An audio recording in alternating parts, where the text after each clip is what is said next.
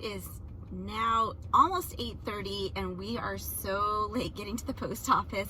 I forgot to put notification on my phone so that it would wake me up and alert me when my chicks arrived this morning. So when I woke up at 7, I saw that they had arrived at the post office at just after 5 o'clock.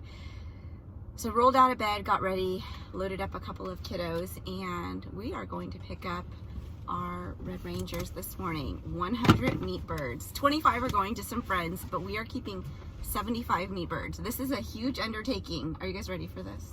Mm-mm. No. No. Who's gonna take care of these birds? Me. True. Yeah, true. it's gonna be me. Yeah. But You're the one for God. I know. They're gonna be tasty though. In 10 weeks, we will butcher out these birds. Are they still tiny or what? Are they gonna be They're huge? just chicks right now. Oh. So I'm gonna go in and get them, and then.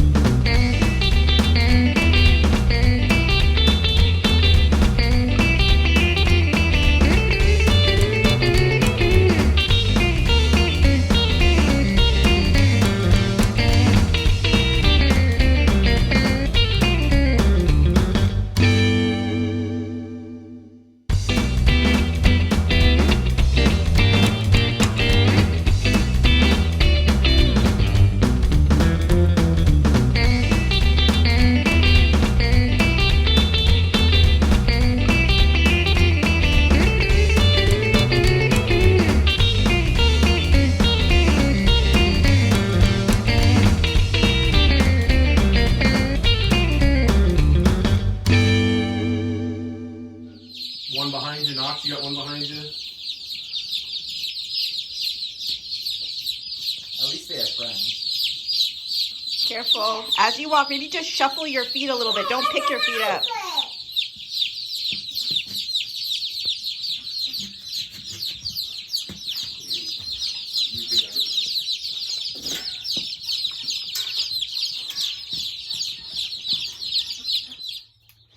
Fast forward to day 2 with chicks, and 102 chicks are still alive, which is awesome. So we ordered 100 chicks from the Red Ranger hatchery in Pennsylvania. It took 2 days for them to arrive here. I picked them up yesterday morning. They actually shipped us 2 extra chicks, which I have heard that some hatcheries do that. So I was really happy because a couple of them could have died in transit. Luckily, we had a 100% live rate when we received them, and we still have 100% live rate. So that's great. They all seem to be doing really well. I'm going to show you. I showed a little bit when we first put them into the barn of how we had everything set up. So we have a small barn. We have a 3-stall barn, and the 3rd stall has been kind of our catch-all. We've done a few different things in here. Matt built out this particular gate because for a while this was our chicken coop because we didn't have one when we first moved to this property. It's been a hay stall. It's been just catch-all whatever stall, which it still has a few things in here. And now it's a brooding stall. And after these chicks come out, I'd like to put a hay feeder in here and some other things so that this can become like our farrowing stall, our birthing stall. It'll still be kind of the catch-all stall, but cleaned up so that it's not just catching all junk. So let me show you how it's a little bit jerried, but it works for us, how we have everything set up for the chicks. So we actually have this chain hooked to the rafter from when we had the feeder on it when this was a coop, and we've just strung it up when we're not using it. So now I'm using it to hold the heat lamp so that they can have that on them. We have a full size, this is actually a hanging feeder, but we are not set up to hang it. So I'm just filling it and putting it on the ground. And then we have a 5-gallon Little Giant waterer. We've got a 7-gallon Little Giant waterer out in the pasture, and this will go out in the pasture when they move out to the pasture as well. Are the dogs eating the chicken food over there? No. I mean the cat food? Yeah. Oh, now they're drinking the water? Come on. Can you refill that? I already did the hog. Oh, you can't reach. The chicken's too low. I'll do it in a minute. I'll do the chicken for you. Can you reach it? Oh, I still have the scoop in here. I came in to feed these chicks and I forgot. I did want to say these actually, I was calling them Red Rangers because that's the most common name. But they are a cousin of the Red Ranger. And I'll have to look up the actual name. They have a grow out rate that's like slightly slower than the Red Ranger. But these were the ones that happened to be in stock that we could get in a decent amount of time. We still waited a month to get them. But they actually, they're all chicks are super cute. But there's some variations in color. Some are light, some are dark. Yeah. Hey, what are you there for? So again, they'll be in this stall. It's a pretty large stall. Oh, let me back up a little bit. So Matt took, these are just, I think they're a 2.5 foot. They're all going up in one spot. I know, because they like the food and they like the warmth. Yeah. I think this is about a 2.5 foot piece of plywood and then another piece of OSB just to split this stall in half because they were running all over the place and we could not contain them. So this has worked really well. My only concern is right over here, there's a space between the next stall. And I found a couple in the next stall. So we're gonna have to go put something on the other side of that. The plan is that these chicks will stay in the barn for 3 weeks and then we will move them out onto the pasture. And ideally, we are going to rotate them on the pasture next to our laying hens. So our laying hens are currently out there. They're surrounded by the mesh fencing. It's not hot, but we probably should electrify it. But we'll move them side by side out on the pasture so that we can maximize the space being covered on the pasture for them to help kind of aerate and break up the manure that's sitting on the pasture and spread it for us. As well as, of course, everyone knows that pasture raised chickens are healthier. Did you just turn off the light? Sorry. I can't see. Well, I can, but it's dark. So yeah, so move them out on pasture in about 3 weeks. I have to get working on our chickshaw. I ordered the wheels. Those came in. It is really hard to find wheels right now for the size that we want. So 24-inch wheels for the chickshaw. And You trying to get one? I should be able to put that together next week. Look at Huck. I know, he really wants those chickens. Is it good? Well, he is a bird dog, so, there you go. He's like, We just don't want him to get too my excited. head's exploding. He's so excited.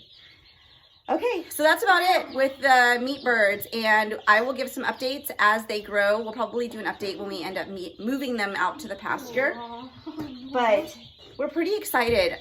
It's going to be interesting in 10 weeks when we get to Butcher Day, because this can be a lot of birds for us to, they're super cute right now, huh?